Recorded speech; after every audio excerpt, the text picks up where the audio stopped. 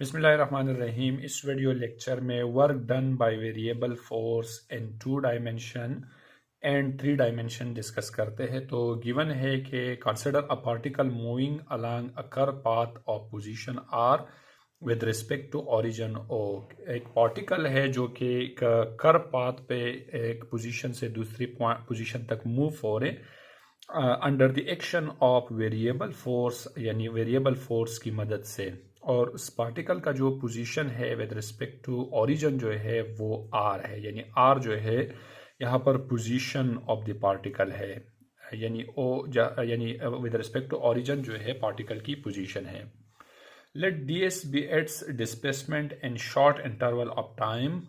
यानी ds जो है ये डिस्प्लेसमेंट है, यानी फोर्स पार्टिकल के ऊपर लग रहे तो पार्टिकल डिस्प्लेस हो रहे। ds जो है ये डिस्प्लेसमेंट है for short interval of time, यानी शॉर्ट इंटरवल ऑफ टाइम के लिए। We know that the equation of work done due to variable force is given by, जो variable force का equation था work done due to variable force का, वो W is equals to,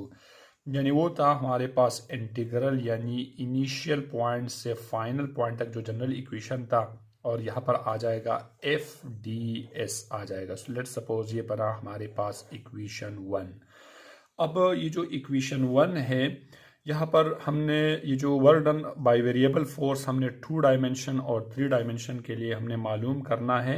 तो the force, अगर let suppose ये force 2 dimension में act कर रहे कि if the force acting in 2 dimension,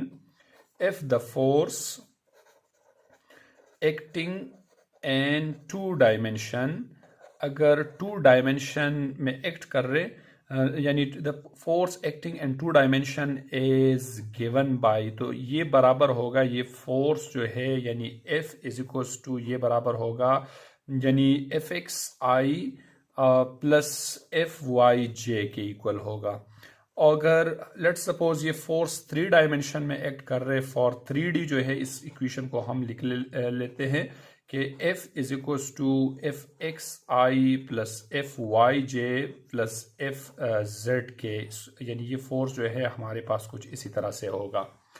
अब जो है हमारे पास यानी ये तो फोर्स बना, और जो डिस्प्लेसमेंट है, यानी डिस्प्लेसमेंट जो है यहाँ पर बराबर होगा डिस्प्लेसमेंट इज गिवन बाय।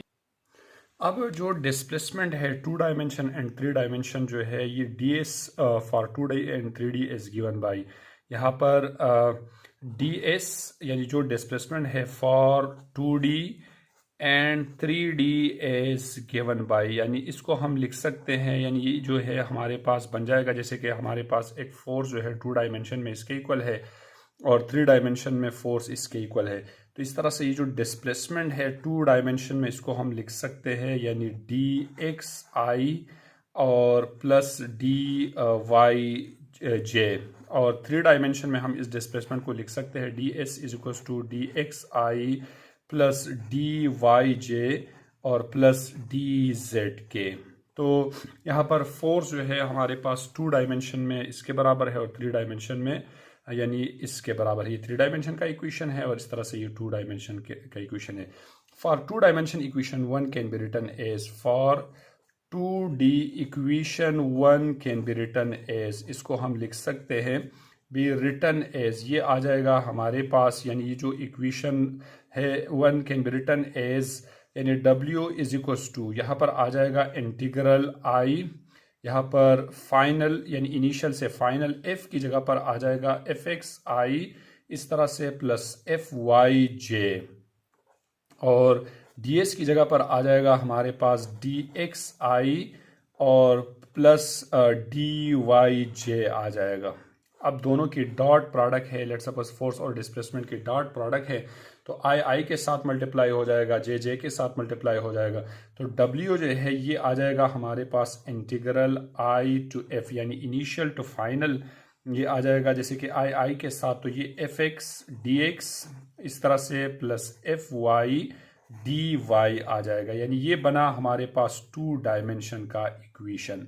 इस तरह से अगर इसको हम 3 डायमेंशन के लिए लिख लेते हैं, तो 3 डायमेंशन के लिए वर्क का जो इक्वेशन हमारे पास आ जाएगा, यानी similarly integral initial to final, जैसे कि A F X D x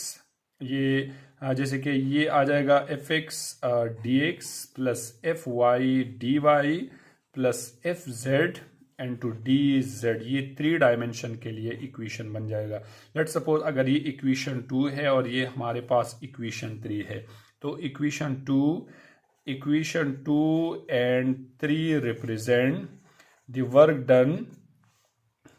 done due to variable force, यानी ड्यू टू वेरिएबल फोर्स